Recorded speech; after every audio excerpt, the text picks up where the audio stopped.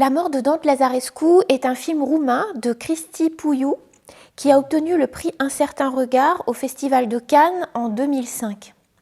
Nous l'avons choisi car il traite de deux thèmes, l'errance diagnostique, mais aussi le lien entre la violation de la relation éthique du soin et l'inefficacité clinique. En effet, le personnage principal, Dante Lazarescu, est un vieil homme d'une soixantaine d'années qui vit seul dans un appartement modeste de Bucarest quand il ressent des douleurs à la tête. Il alerte d'abord ses voisins, mais comme Dante Lazarescu a l'habitude de consommer de l'alcool, les voisins minimisent d'abord sa douleur et le malaise qu'il est en train de faire. Puis il appelle les secours et une ambulance arrive avec une infirmière ambulancière qui va se trouver à être le porte-parole de ce patient et qui va l'accompagner jusqu'aux urgences de différents hôpitaux.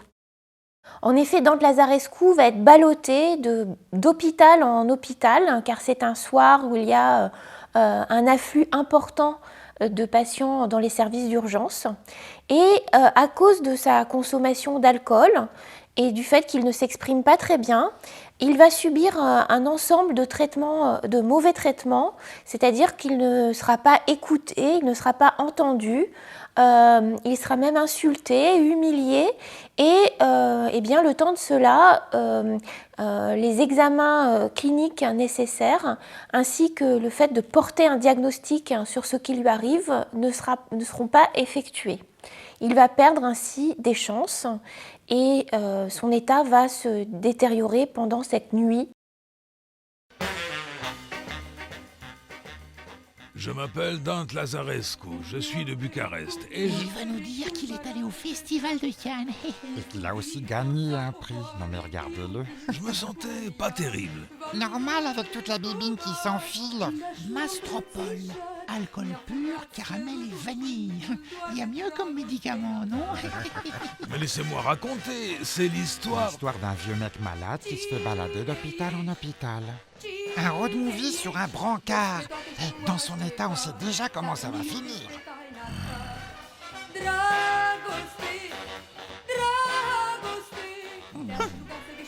Bande de jaloux.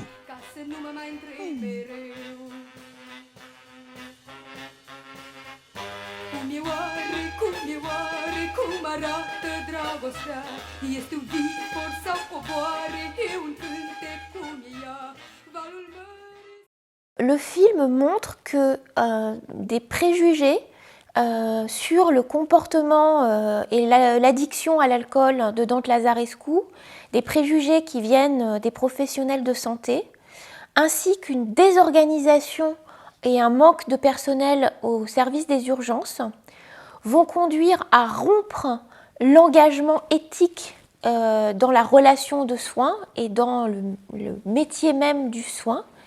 Et cette rupture de l'engagement éthique dans le soin va conduire à une mauvaise prise en charge clinique, à l'absence de diagnostic et à la perte de chance du patient.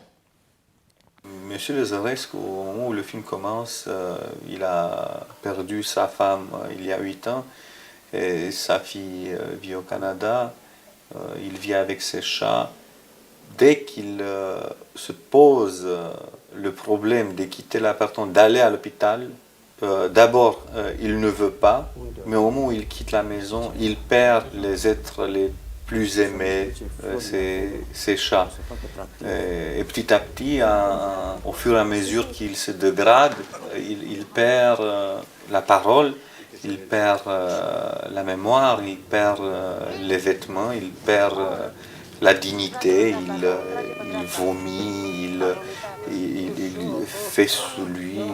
À un moment donné, l'assistante qui risque de perdre la carte d'identité de Lazarescu, c'était renvoyé à cette perte d'identité. Il perd les cheveux, il perd la force, il perd tout. Ce n'est pas une disparition instantanée, c'est la disparition la plus atroce que j'ai pu imaginer.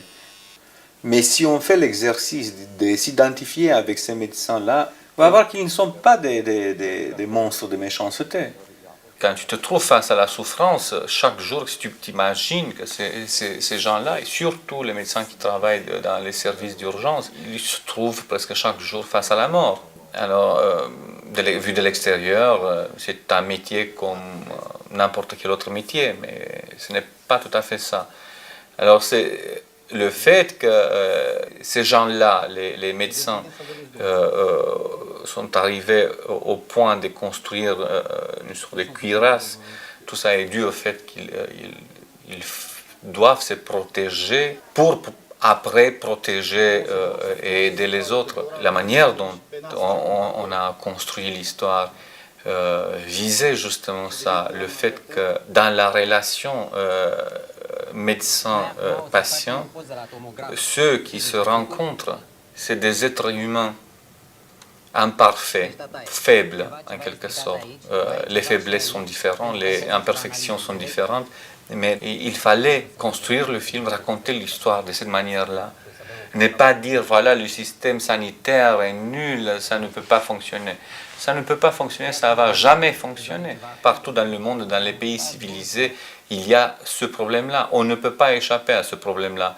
Nous, en tant que patients, on souffre, on a besoin de chaleur, on a besoin d'un bras fort qui nous protège contre la mort. Et ce bras fort n'existe pas. Il faut dire que moi j'ai grandi dans un hôpital, on peut dire que j'ai grandi dans un hôpital. Mon père a travaillé en tant il a travaillé dans l'administration d'un hôpital, d'un grand hôpital à Bucarest. Alors, on passait pas mal de temps là-bas. Il ne gagnait pas beaucoup, ma mère ne gagnait pas beaucoup, elle était institutrice, alors il ne pouvait pas payer de babysitter, alors on était trois enfants et il nous prenait quand mon père, quand ma mère, donc on a passé du temps chez l'hôpital de mon père, à l'hôpital où mon père travaillait, on a passé du temps à l'école où ma mère travaillait, qui c'était une école spéciale, elle travaillait avec des handicapés mentaux. Donc c'est ce que j'ai remarqué, et puis ce qui m'a faisait et qui continue à me faire confiance, c'était le comportement autoritaire des médecins. Alors, ce que montre d'abord le film Dante Lazarescu, et c'est le premier point que je voudrais développer, ce sont les difficultés du raisonnement médical diagnostique. Le raisonnement médical clinique, à la recherche d'un diagnostic, combine des inductions, des déductions, combine la mobilisation des connaissances cliniques des professionnels, mais aussi leurs jugements, et je vais y revenir tout à l'heure, leurs jugements sociaux, également leurs émotions et leur évaluation subjective de la situation en fonction de leur expérience antérieure. Dans le film, les émotions, et en particulier celles qui sont générées par la fatigue des professionnels de santé, donc leurs émotions de tristesse, d'agacement à l'égard des patients ou d'agacement et de colère à l'égard du système de santé lui-même, tout cela façonne leur rencontre avec les patients, leur écoute des patients, leur prise en charge des patients. Comme le dit Aristote dans la rhétorique, on ne rend pas les mêmes jugements de la même façon selon que l'on ressent peine ou plaisir, amitié ou haine. Ainsi, on le comprend, les émotions pèsent, façonnent le jugement clinique. Ces émotions et cette fatigue vont nuire à plusieurs choses. Ils vont nuire à l'appréhension du patient à travers son corps, à un examen complet du corps du patient. Elles peuvent nuire aussi à l'appréhension de l'histoire globale du patient, c'est-à-dire l'anamnèse du patient, la recollection de son histoire personnelle et médicale. Cela peut nuire aussi à l'appréhension de la situation singulière dans laquelle se trouve le patient à un moment donné. Les émotions, la fatigue des professionnels de santé, la désorganisation de leur service, par exemple un service d'urgence, peut empiéter et peut biaiser, peut altérer le raisonnement médical diagnostique. Ce que cela peut faire, c'est empêcher la mobilisation de la sensibilité des soignants au double sens du terme. Leur sensibilité clinique, c'est-à-dire leur sensibilité perceptive aux signes, aux symptômes qui sont soit observables, sensibles à même le corps du patient, soit qui sont rapportés par le patient dans son récit.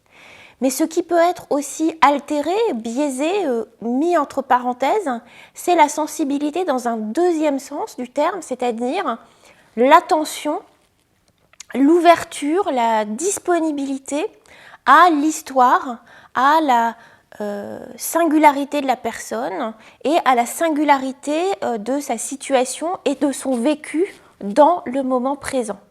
Et cette sensibilité-là, donc qui n'est pas perceptive, mais qui est une ouverture, hein, une capacité d'attention à l'autre, c'est cela qui permet d'avoir une posture professionnelle et une posture éthique. Le deuxième point qu'éclaire le film La mort de Dante Lazarescu, c'est le fait que la trajectoire d'un malade est influencée par des déterminants qui ne sont pas strictement médicaux et qui ont trait en particulier à des facteurs sociaux. Bien entendu, la trajectoire d'un malade dépend des inégalités sociales dans lesquelles nous sommes tous plongés, qui dépendent de notre catégorie socio-professionnelle, du territoire géographique dans lequel nous vivons et des ressources en santé qui y sont disponibles. Cela dépend aussi des réseaux et des ressources de soins que nous disposons au quotidien à travers notre famille, notre voisinage, notre quartier, etc. Cela dépend aussi du fait des conditions matérielles de vie, de notre possibilité de prendre soin de nous-mêmes, de pouvoir être attentif à notre santé, de pouvoir avoir une démarche de prévention et de conservation de notre santé.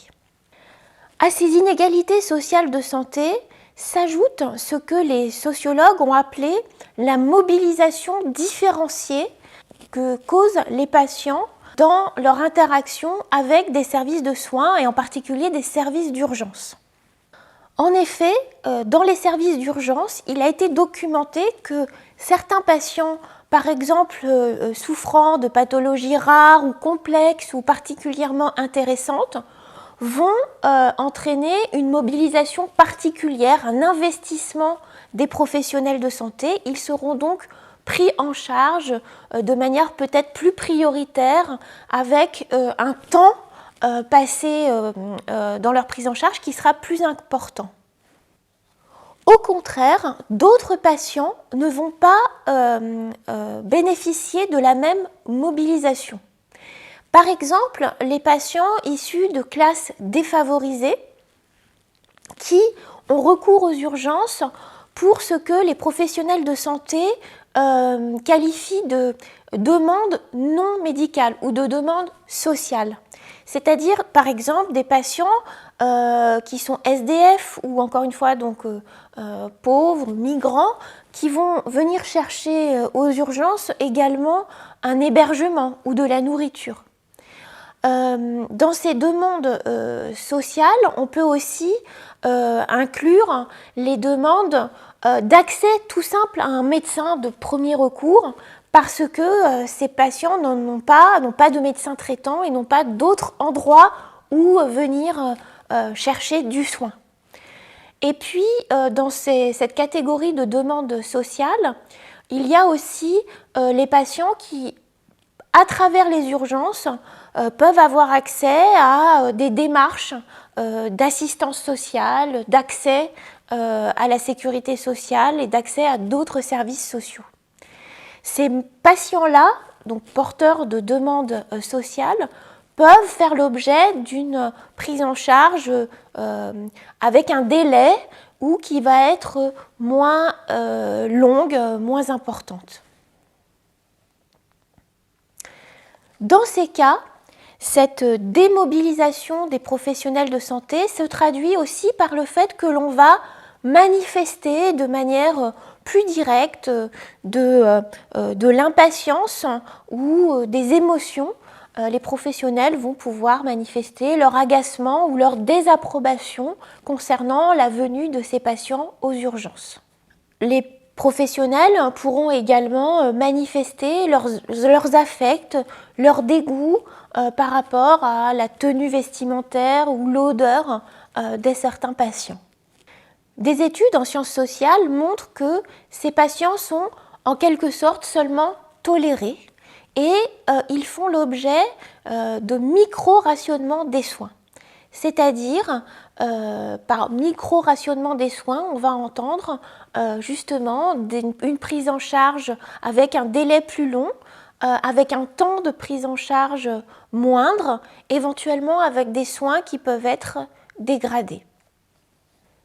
Ces études en sciences sociales montrent que les professionnels de santé produisent des logiques de catégorisation des patients. Et ces catégorisations de patients ont une influence sur cette mobilisation différenciée des professionnels de santé. Ces logiques de catégorisation, elles ont trait, par exemple, aux classes sociales. Donc j'évoquais les patients SDF, les patients pauvres. Ces catégorisations peuvent aussi avoir trait au comportement des patients. Je pense ici aux patients toxicomanes ou aux patients qui font l'objet d'une désapprobation concernant leur comportement parce qu'ils n'ont pas suivi des prescriptions antérieures ou parce qu'on leur a dit de ne plus revenir aux urgences et qu'ils y reviennent. Donc ils ont un comportement qui est non observant, qui est déviant par rapport à la prescription médicale. Troisièmement, il y a des logiques de catégorisation qui s'opèrent en fonction de logiques racialisantes. Par exemple, on peut penser au syndrome méditerranéen, qui est cette représentation selon laquelle certains patients issus, par exemple, du Maghreb ou d'Afrique, exagéreraient leurs symptômes, se plaindraient de manière excessive par rapport à la réalité de leur pathologie ou de leurs symptômes. Il y a là quelque chose, des représentations culturalistes qui assignent les patients à leur origine, à leur ethnie, leur race ou leur pays d'origine. Enfin, il y a des logiques de catégorisation des patients qui ont trait au genre. On peut par exemple penser à l'appréhension par les professionnels de santé, ou au moins certains d'entre eux, de l'infarctus du myocarde chez les femmes. Ce que la mort de Dante Lazarescu nous montre, c'est aussi le fait que les professionnels de santé aux urgences ont des attentes concernant le comportement de tel patient particulier dans telle situation. Et que ces attentes dans les interactions peuvent jouer sur la prise en charge et sa qualité. Il y a des attentes concernant la plainte du patient. On attend à ce que le patient légitime sa plainte, qu'il justifie sa demande d'aide. On attend de lui que sa plainte soit claire, correctement exprimée de manière ordonnée, cohérente. Et puis, on peut même attendre des patients qu'ils soient capables de comprendre le langage médical, de s'y adapter, voire de le reprendre à leur compte et encore une fois d'ordonner leur plainte, le récit de leurs symptômes en fonction des catégories et de la logique médicale de l'entretien clinique. Ainsi, le patient peut être amené à devoir gérer les informations qui le concernent et éventuellement à censurer certaines informations qui concernent son passé, son comportement, ses addictions, sa sexualité, certaines pathologies. Et cela va nuire à la qualité de sa prise en charge. Le patient est non seulement amené à s'auto-censurer, à gérer les informations qui pourraient le stigmatiser, mais il est aussi amené à comprendre les émotions des professionnels de santé, à s'y adapter, voire à tenter d'influer sur ces émotions. il peut être amené à adapter son comportement de manière à attirer l'attention, l'intérêt, la curiosité, l'empathie, la sympathie et la prise en soin. Donc vous le voyez, il y a des stratégies d'adaptation concernant l'information du patient sur son existence et son état de santé. Et il y a aussi des stratégies d'adaptation qui ont trait à la gestion des émotions des professionnels de santé eux-mêmes. Voilà, ce que je voudrais dire tout simplement ici, c'est que la clinique, le soin, devraient être des moments et des espaces où le patient se sent libre d'exprimer et de raconter ce qui fait son histoire, sa personne, ce qui l'amène et ce qui justifie, sans que l'on ait à porter de jugement a priori dessus, le fait qu'il recourt, qu'il demande du soin. Dans le film, la stigmatisation de Dante Lazarescu est manifeste, elle est explicite. Par exemple, elle se traduit par des insultes. On appelle Dante Lazarescu Pépé. On lui parle avec rudesse, avec mépris, et on le culpabilise. C'est-à-dire que le malaise qu'il fait relèverait de ses fautes, c'est-à-dire de son alcoolisme. La maladie serait de sa faute. De sorte que la douleur, la souffrance qu'il exprime sont minimisées de manière récurrente.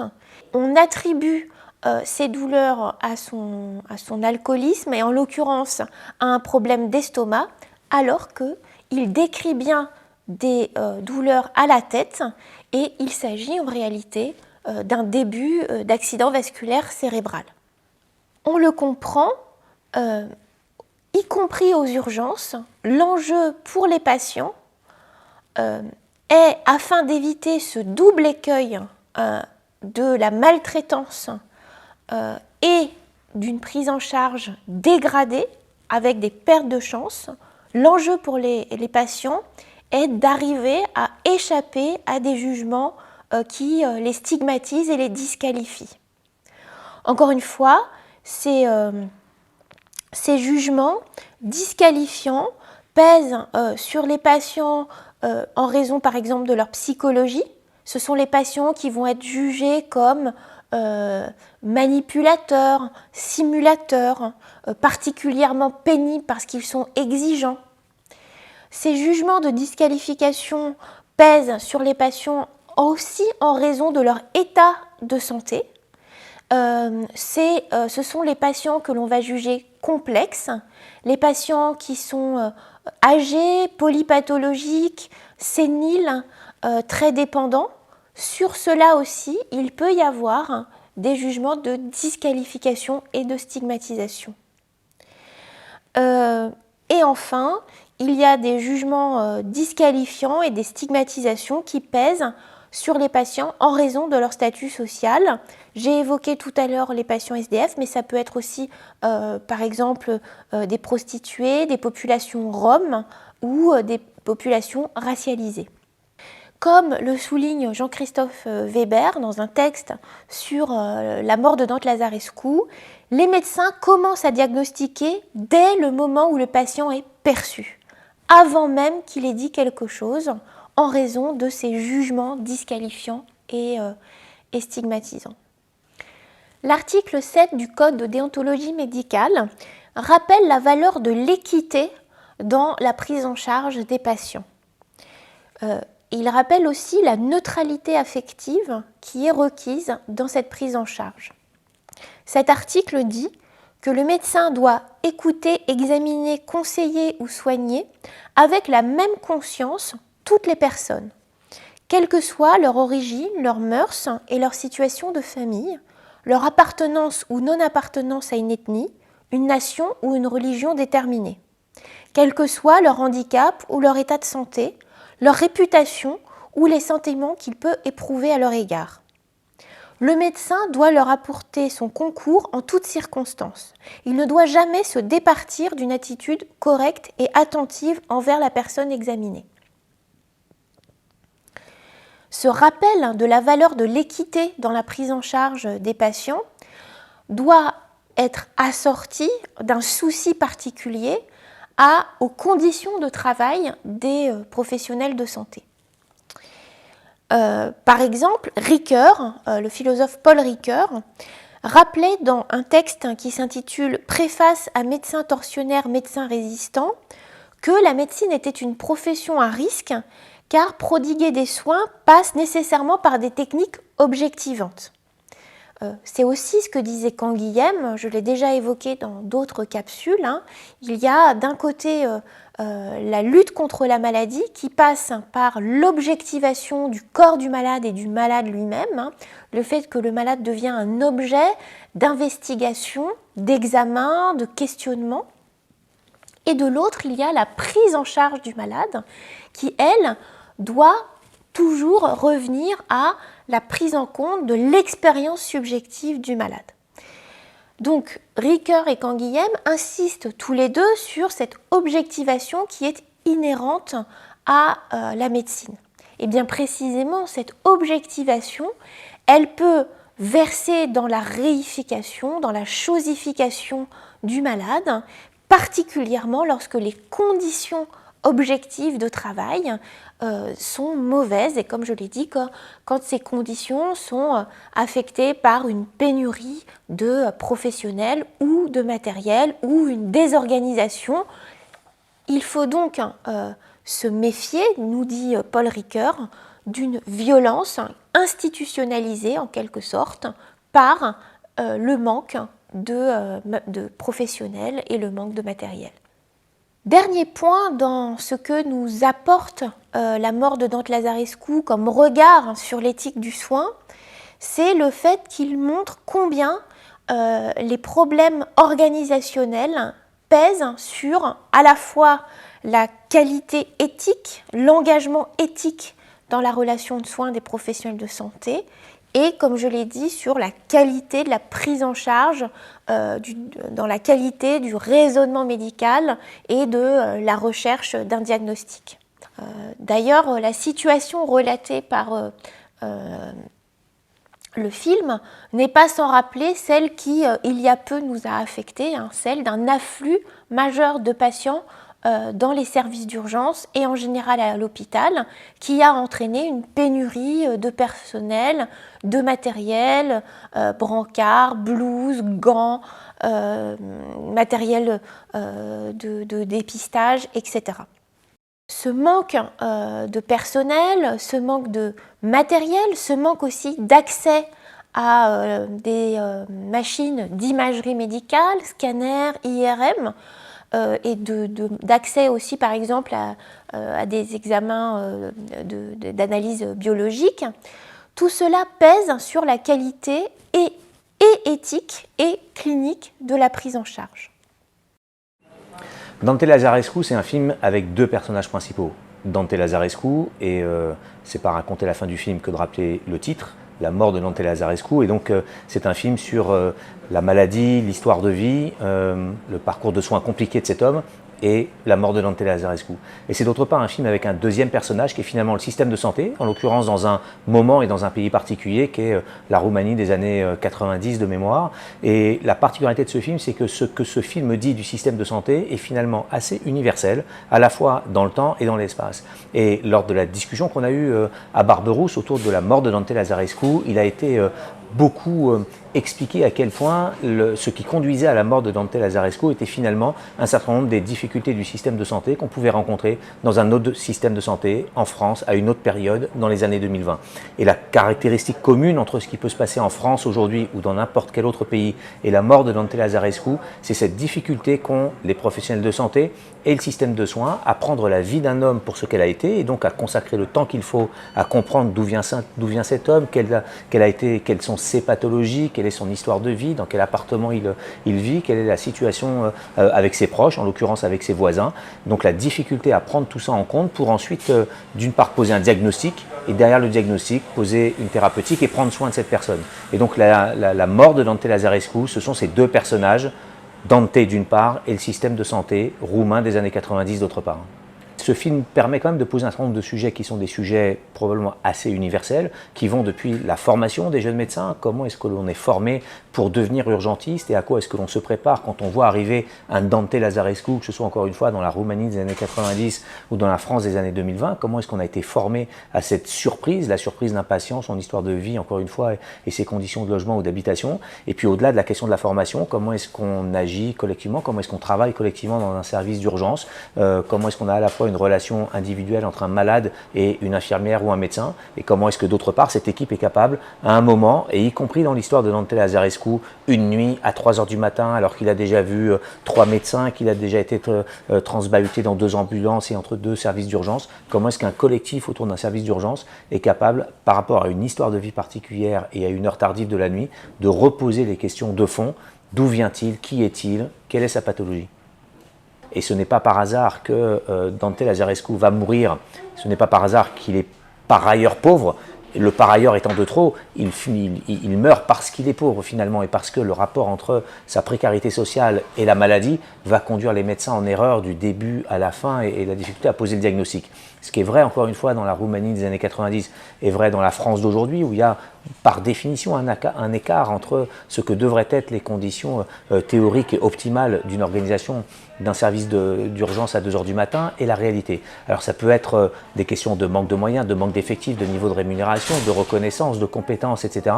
Et tout l'enjeu de la médecine au quotidien est non pas d'avoir une médecine qui se mette en œuvre de manière théorique comme si on était dans la situation idéale qui avait été anticipée en amont, mais de confronter ce que doit être la situation idéale avec la réalité, encore une fois, à 2 h du matin, dans la pénombre, face à un patient particulier. Et donc effectivement, en ce sens, la mort de Dante Lazarescu fait écho à une histoire un peu universelle, qui est celle de l'écart entre l'organisation théorique et optimale d'un service d'urgence et puis la réalité à un moment donné. Par conséquent, la question que nous pose le film La mort de Dante Lazarescu, c'est d'être extrêmement vigilant et se demander si on peut rester vertueux, si on peut rester attentif, disponible à l'autre, pleinement engagé dans une relation éthique de soins, lorsque institutionnellement on est exposé à des conditions de travail qui sont insuffisantes.